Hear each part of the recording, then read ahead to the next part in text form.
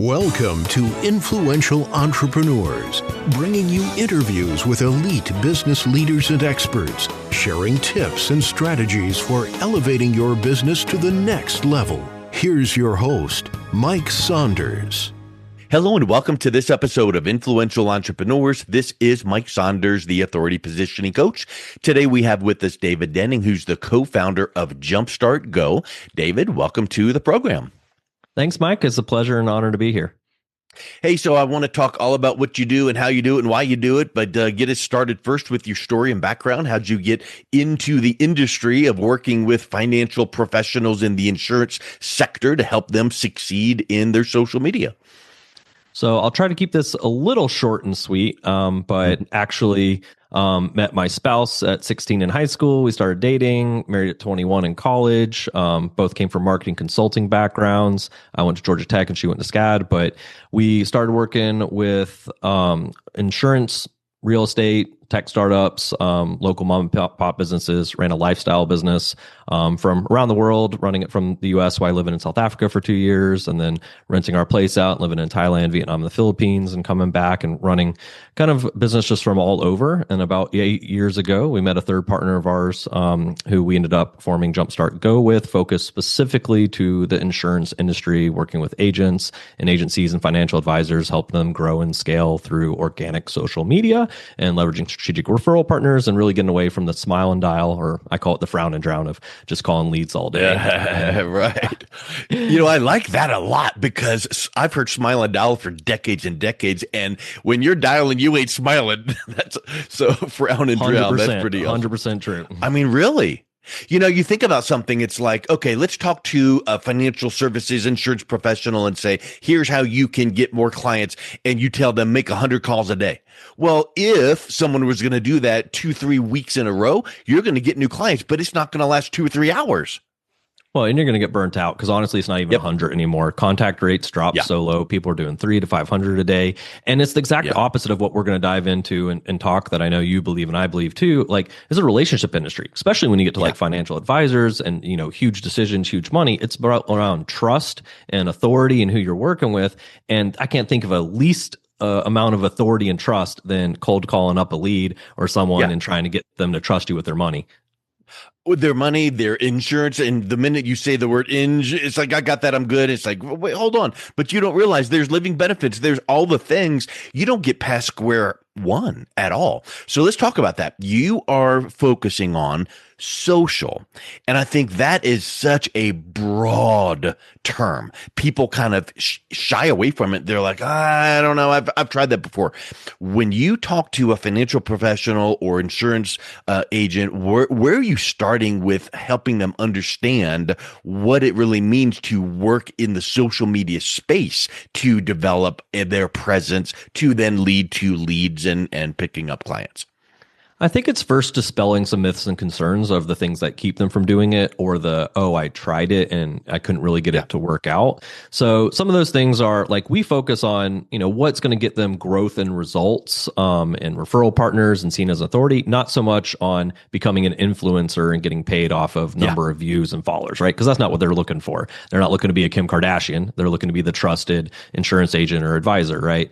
And so that's where we lean into, hey, you're going to be doing different things, not, funny dances and silly things that, would necessarily be if you're approaching it from an influencer side. Yeah. But we're really going to take hey, what's the very specific processes and steps and strategies I can take that don't take a lot of time, because we're not teaching people to spend all day on social or anything. I do think that's a waste of time, and ends up actually getting into conversations with my target audience, my strategic referral partners, and even team members coming to my team if I'm looking to do that, all through the social strategies. So we narrow it down to things like focusing on a single platform until you're doing 7 figures off of it versus trying to do a whole bunch that all work a little bit differently, explaining why it works the way it does. All those things to give them the exact step-by-steps that we help guide them through to bring in those results, but with really the minimum amount of time required. We could break down what you just said into about a 4-hour masterclass right there, which I want to break out a couple points because I think it's so strong. You can't be all things to all people at all times on all platforms. And I think people would nod their head and go, yeah, of course. But then they do it. They try to, spray and pray and shotgun approach and post the same post on all their platforms, or buy one of those tools that you post once and then it just sprays it out there, but that's not effective. And I want you to go a little bit deeper on something that I'm passionate about, which is target audience.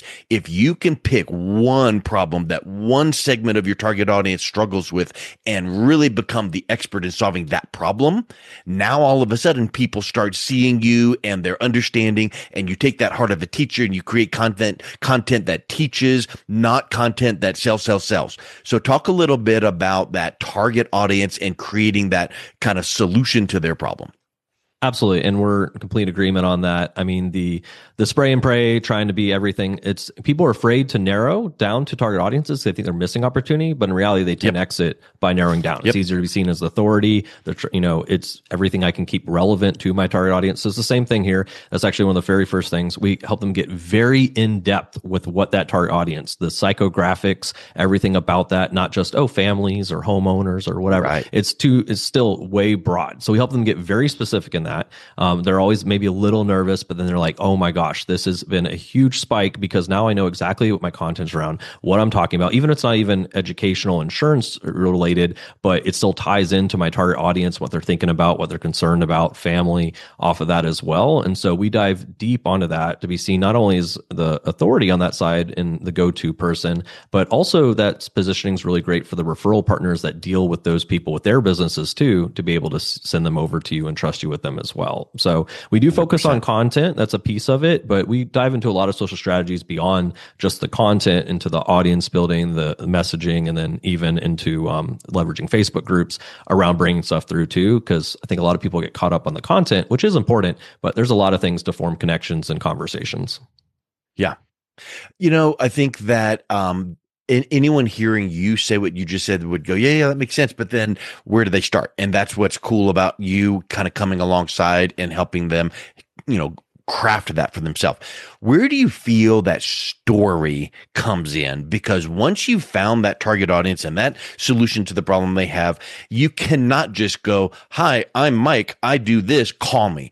It's got to be presented in a educational, and I feel like some unique story approaches, because as we know, facts tell, but stories sell. Yeah, I mean, as early as you can get stories in and weave it into stuff, the better. We like to weave parts of their lives, their interest, especially in ways that I can relate it to their target audiences.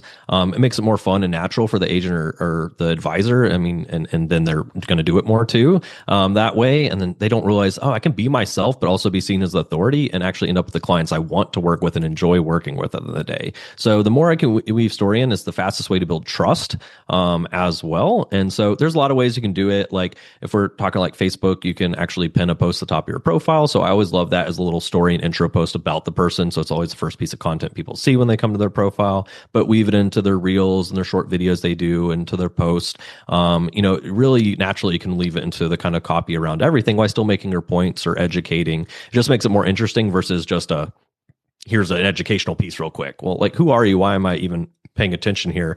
So the more you can weave that in, the better. And like you said, on podcasts and other things, you get a chance to dive into a story a little bit more than maybe in a short post. And that's a really great way to connect with people. Yep. Okay, so now a financial services professional, insurance provider is listening to this going, got it, I'm going to do it. What do they get wrong when they start trying to work with, reactivating their social because they've dabbled but they let it go dormant? What do they get wrong? So the first thing is what platform I'm even going to focus on initially. A lot of people don't realize maybe what's required by each platform and maybe bite off more than they can chew for what they're wanting to do. Like, I love a lot of platforms like TikTok and others too, but most agents and advisors would rather murder me than do the 3 or 4 videos a day that's really required to grow on those platforms. They're not looking to be content creators. They're looking to grow their business. And so we generally recommend and start all of our clients on something that's the fastest fastest, easiest, quickest one to leverage, and it has unique advantages like Facebook groups. So really Facebook, not just based on the 3 billion users, but the fact that groups are segmented based on audience, interest, demographics. I can get to my audiences quicker off of that. And it's a lot less content creation, like one post a day, less than 5-10 minutes. It can make it really simple on that. And so they maybe start on something more challenging. And then they make mistakes of not really understanding that the algorithm is all built to drive money for the company that runs it, like Meta for Facebook. And so they don't really realize what they're doing wrong, like focusing on business pages when which reach is reduced down to 1% or less because they want you to run ads or boost posts. That's how they make their money, instead of focusing around the personal profile that has the opposite incentive, where they're really focused around engagement, keep people on Facebook so they can serve more ads and make more money off of that, versus them going off the platform, like agents making mistakes of using like links and posts to direct people to websites, book a call, policy reviews, or a video they made on YouTube, for example. A competitor, Google, they're trying to send them there, of which Facebook has no incentive to push those posts to people that will cost them money by sending them away from the platform. So there's little things like that already they're working against the system, then working along with it and making it easier for themselves. And most of those things aren't hard. It's just like, oh yeah, that makes sense. And similar to, okay, I'm going to join this group and day one, put a post in and I'm going to say, call me because I can get you the best, whatever. That's the temptation. That's the tendency. We have to resist that. We have to create, connection, content, teaching, and then dribble in a little bit of like, oh, if anyone would need some help on this, just DM me. That's fine. But what are some of these other things that people tend to go, ooh, that was an easy thing. Never thought of that. And it's so simple to do, but it really does move the needle. And absolutely. I mean, like you said, some of the things are just like simple and basic, like off the bat that, oh, that makes sense. I should do that. But it's kind of like basketball. You got to learn to dribble ball before you can, do a 360 dunk, right? Yeah. And so, kind of starting them off like, hey, let's start off with the right setup first and start putting that place so that we can move along there. And I think a lot of people think that even if they are doing social and doing it on their profile and doing it the right way, not using links, they focus on just the passive of just the content creation. If I create this, eventually people will see it, they'll reach out, they'll come to me, versus all of the active things I can do to create and make conversations happen with my audience or referral partners each day that I'm really building there. So, I mean, there's activity around building the correct audience. There's kind of 3 categories that I really want to build my audience with. And then also my connections and messaging with those categories, how to use value-driven things like lead magnet, short trainings, guides that go to my target audience, and like 2-step posts to get people to respond and then reach out and start a messenger conversation with them. And I mean, all these things that are so advantageous, but they build on each other as well. So that's where I find is people take action and consistency with it, they can build entire business off of it. So in the day and age of AI, I feel like too many people can't even spell AI because it's like, oh, it's just too new. I don't know what to do. I don't know where to start. And then other people go too much in the deep end and go, yeah, I should be doing videos, so I'm just going to make an AI avatar and it blast it out all over the place. But then it looks like an AI avatar that's been blasted out all over the place, and that works against you for authority and trust and credibility. And that's just my opinion. But what is your take on that? I'm with you. It's a really happy medium that you're looking for. If you're not leveraging AI at all, you're doing a lot more work inefficiently and probably less effectively than the ones that are and going to get left behind in the dust. But with the rise of AI, like you're talking about, that craving for human and trust and who's real, who am I working with is rising faster and faster, to where if I'm leaning all into AI, I'm using AI images, AI video, I'm copy pasting stuff, especially if it hasn't been trained in depth on the AI, it really is like eroding trust and authority than it's actually helping you. So that's that medium of using it as a tool to help you, make processes easier around my content and what I'm going to be doing. So it's quicker and easier for me to record or put that content out, but it's still me in the images, me in the videos. And it's just making processes easier for me, especially if I take that AI along with like a virtual assistant and have them manage 90% of those items to where I can be me and focus on me in the conversations and connections there. But I can take a lot of that work off my plate. Yeah.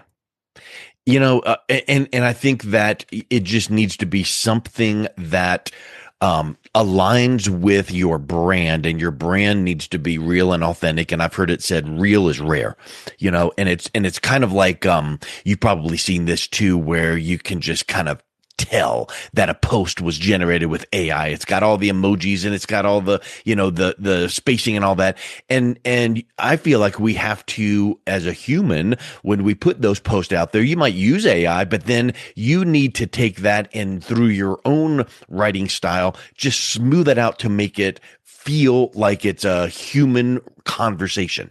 And that becomes an art form. And I feel like AI is so powerful to give us a lot of great things, but then it never, ever will replace our brain and our own human interaction to make sure we make the right connection to people.